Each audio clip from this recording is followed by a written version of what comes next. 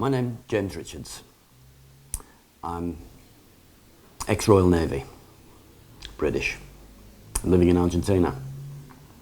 It's a very strange turn of events, but I'll come to that last. We left the Mediterranean after a few days. We started heading north up the coast of Spain. And the strangest thing happened.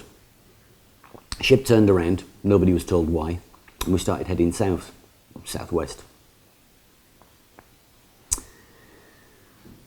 We weren't told anything. There were rumours, yes, of course. Late, very late that day, we were finally told that we were going to the South Atlantic. We were steaming 8,000 miles to the Falkland Islands.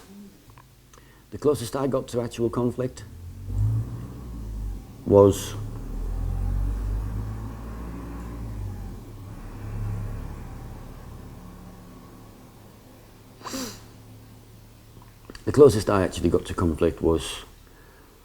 being in a helicopter, exposed, nothing to defend myself with.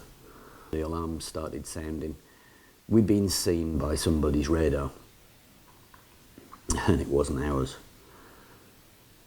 That's the moment when you think, if we're fired on, we can't do anything about it. If the helicopter goes down, first of all, if the explosion doesn't kill you, the sea will.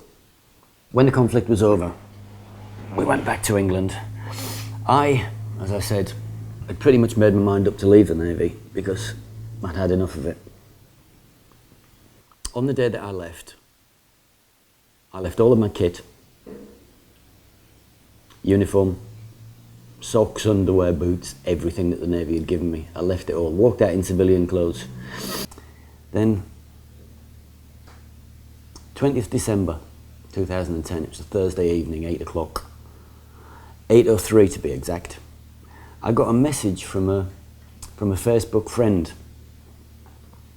I'm a very, very keen petrol head. Any kind of motorsport, if it's got an engine, I'll watch it. So I was in various groups for Formula One. I'm a big Lewis Hamilton fan.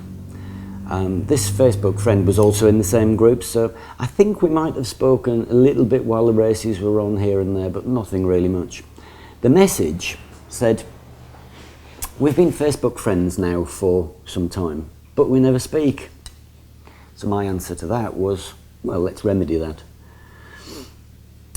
This Facebook friend was called Laura. I found out she lives in Argentina.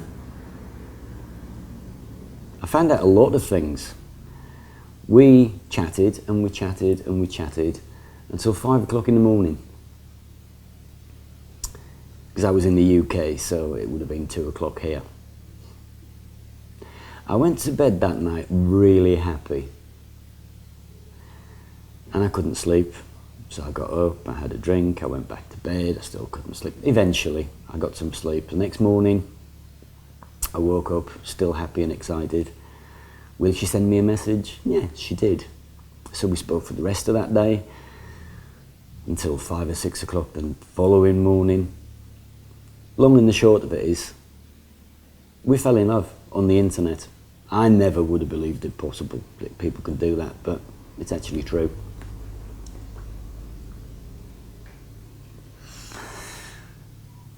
36 days later, I arrived in Argentina. We had to be together, there's no two ways about it. We married this year, 2012, 2nd of April. It's quite a big thing here. It marks, it was the start of hostilities 30 years ago, and for me, now, over and done with, it's the end of everything, the end of hostilities.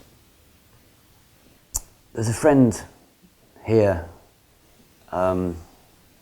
Diego. He's crazy about everything to do with that conflict. He introduced me to somebody that he knows online, Pablo Cabello, the pilot. You might have heard of him.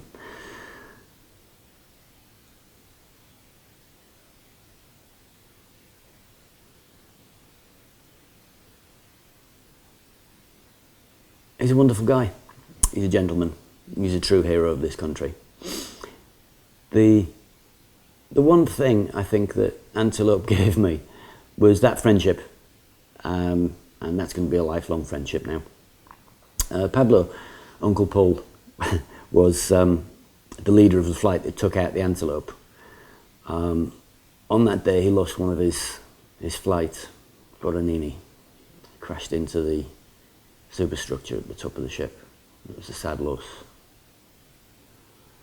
Here, I was horrified now that I found out how the veterans of that conflict were treated when they got back.